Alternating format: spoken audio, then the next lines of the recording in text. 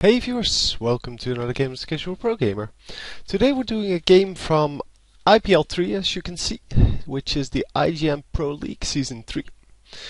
And this is between Stephano and Kiwikaki, which is Zerg versus Protoss, on Shattered Temple. So I haven't seen a match on Shattered Temple yet, I think. So this should be interesting. New map for me, and we will see what they make of it. So I'm not sure why the loading screen is taking so long. Maybe because I've never loaded this map. I have no idea how the system works. So anyway, here we are. So this is Stephano. I'm not sure if it's the same Stephano, but I would assume it is, as we did last time. And this is Kiwikaki. So yeah, cross positions, we will see soon enough whether that is forced. It seems from the Overlord scouting that this is a genuine 4-player map, so people can spawn at all locations. Because, well, the Overlord is starting to scout this closest base here. And yeah, we will have to see if the faraway positions actually result in some different gameplay. We have a little bit of lag here. It seems to be resolved now. Anyway, we're going to see fast expansion here. Well, fast forge at least from our Protoss player. And of course going to scout with that probe, just to make sure that he doesn't get overrun by Zerglings really early on. And he is going to scout the nearest position as well. So our Zerg player here notices that there is nothing there and will guide his Overlord to go somewhere else. And the same goes for this probe. Yeah, they don't scout all the way into the base. For the Zerg, yeah, there needs to be creep over here. If he's here, then there will be creep over here, and yeah, this Overlord obviously did scout all the way, but already knew there was no one there when he didn't see the nexus there. I lost the probe. Oh, it's because it's in the mineral line here. But the spawning pool coming up, because he doesn't know where his opponent is, and he doesn't know what is coming for him. Going into the quick extractor. Obviously, the same goes for this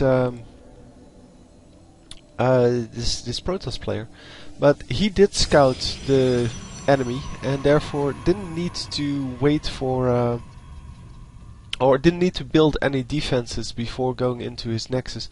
He did wait a little bit because he could have built a gateway or something, but since he did scout in time, he's going to go forge into nexus.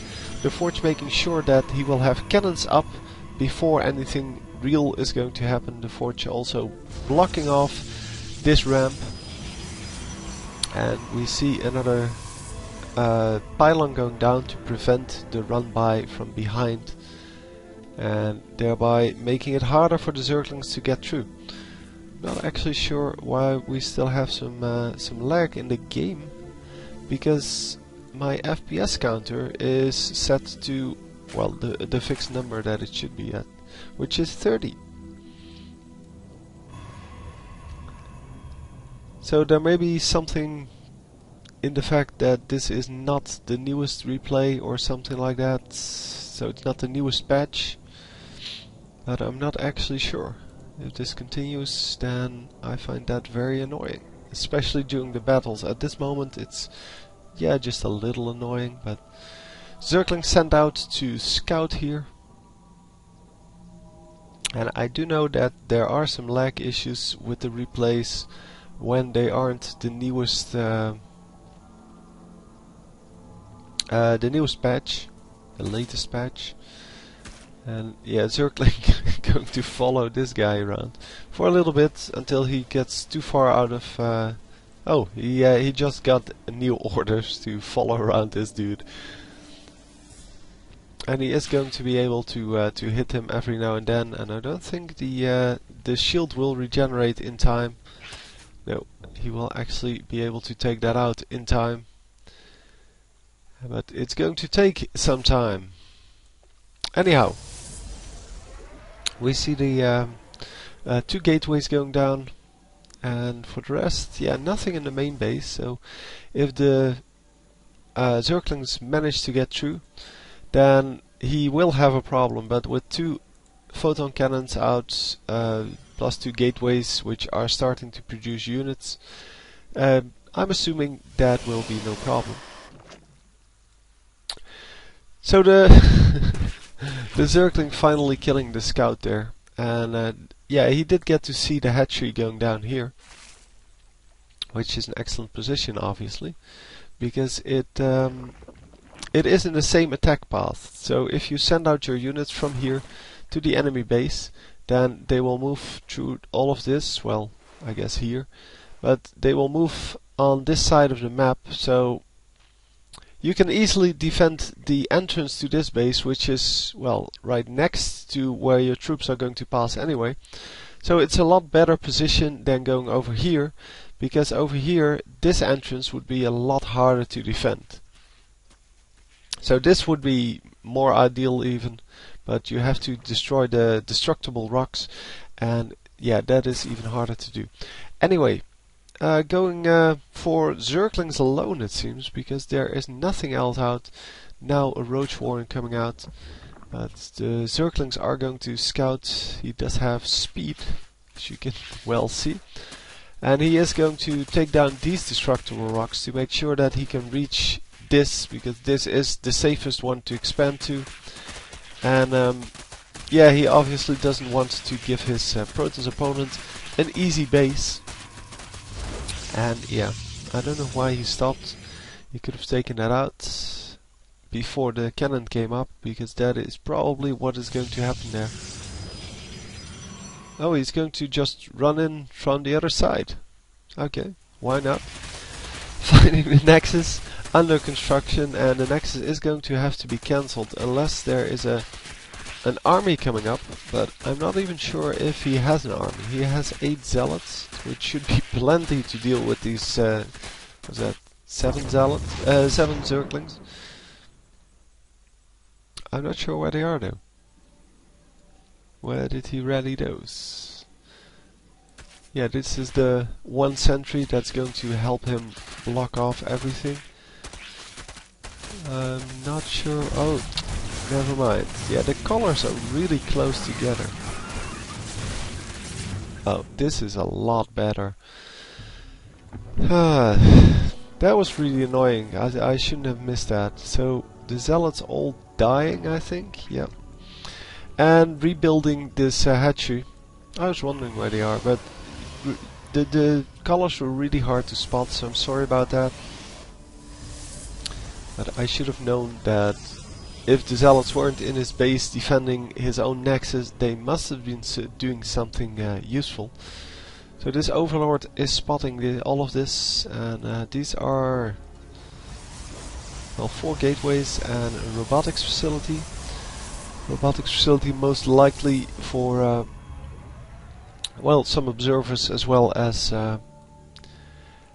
going for the Colossus, because the Colossus is, well, a very big help in these kind of situations where you have a lot of Zerglings on the enemy team. Anyhow,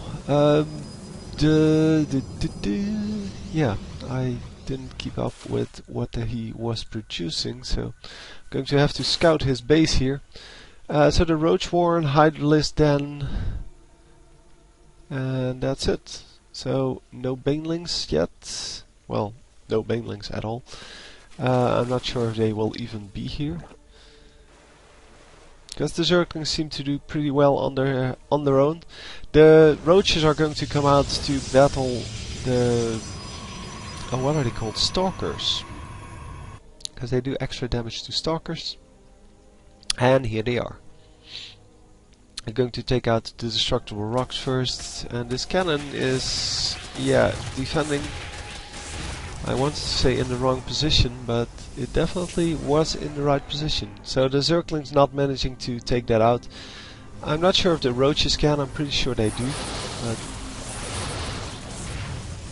one roach, and he uses, what is this, 7 or 8 force fields for that. That is definitely not worth it. Taking out, what was here? Oh, the forge. Losing only 2 of his units in the process. And yeah, that is definitely a good trade for him. Obviously, yeah, the roaches can definitely reach this without the cannons doing anything about that. And he's going to take down these destructible rocks, making sure that he has the path. He's probably not going to take out the cannons yet. Cannons will fall once he starts attacking that, but attacking that with a small group means that you're going to lose more units. And the units now all flooding out of the base and going to lose these 5 roaches. Yeah, he did burrow them, but the observer is out to spot that. He was aware that this was probably going to be the tactic. And just fortunate for the Zerg player that he didn't put all of his roaches on that killing the destructible rocks plan. So he still has most of them available. Anyhow, we see a spire coming up here. And the spire is going to make sure that he can actually harass this base without having to go through this cannon defense that is in the front. You can just fly around here and just pick off some units and then fly to the high ground here and actually get away. Because it's really hard to defend against that with the high ground in the back of the base. And yeah, if he wants to, he can even harass here and fly to either this high ground or this, well, space. I'm not sure what that's supposed to be, but I think it's just a hole in the map. And yeah, that is of course very useful to have. This is a hallucination, by the way, which is why he is not attacking it. And the hallucination is just there to scout. It is very useful to use that as a scout because you don't use any of the units. And yeah, it's a really quick scout, so you can do a whole lot with it. This is kind of neat. A warp prism, which is invisible to the Zerg player, but can be used to get units into this base. And these guys now spot it. And yeah, while he wow, he wanted to warp in 5 zealots there, but the warp prism gets taken out before that actually happens. I'm not sure what happens to the resources there. You can see it on top here. What is actually, or whether he gets those resources back or not.